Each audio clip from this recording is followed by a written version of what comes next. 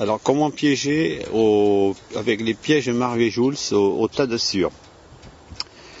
Donc je prépare un tas de sciure sur lequel j'ai enfouillé un appât. La première fois je le mets juste au-dessous de la sciure et au fur et à mesure des passages du renard, j'enfonce encore un peu plus l'appât jusqu'à 3-4 passages du renard. Et à ce moment-là, l'appât se trouve à environ 20 cm dans le sol, dans le trou. Donc là, on voit que le renard est passé cette nuit.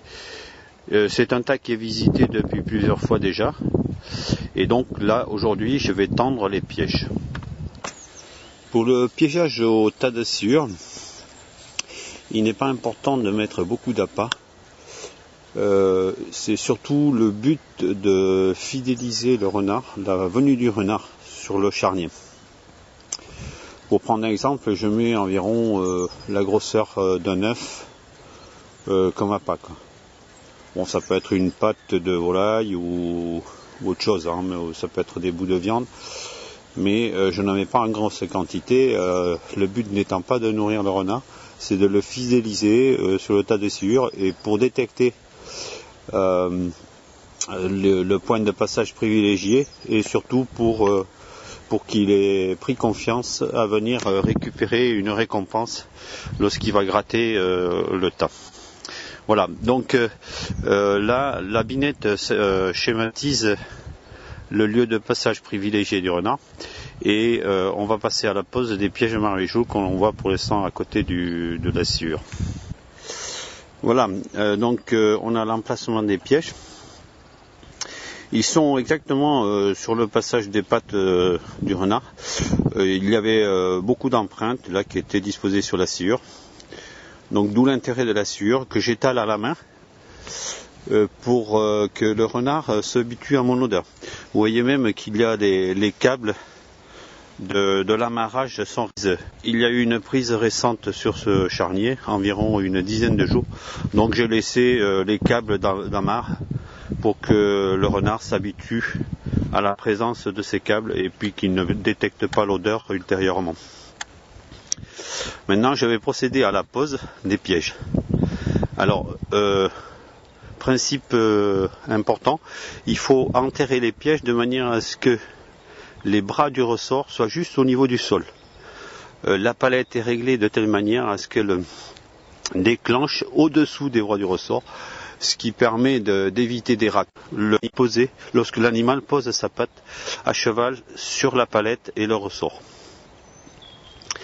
Autre précaution, je mets une mousse sous la palette pour éviter d'avoir un encombrement de la palette par de la sciure ou de la terre, ce qui provoquerait un défaut de déclenchement parce que la palette ne descendrait pas suffisamment. Alors voilà comment est effectuée la pose. On voit que les pièges sont très enterrés. La sardine fait son office de liaison entre le câble de l'amarrage et le lacet. Donc c'est une sardine qui est faite avec des spires, et on prend les deux boucles du lacet et de l'amarrage, du câble d'amarrage, que l'on fait passer dans les spires. Ça évite d'avoir des mailles rapides qui rouillent et puis qu'on ne peut pas dévisser parce qu'on a oublié la pince ou la clé. Donc l'appât se trouve au-dessous du marteau.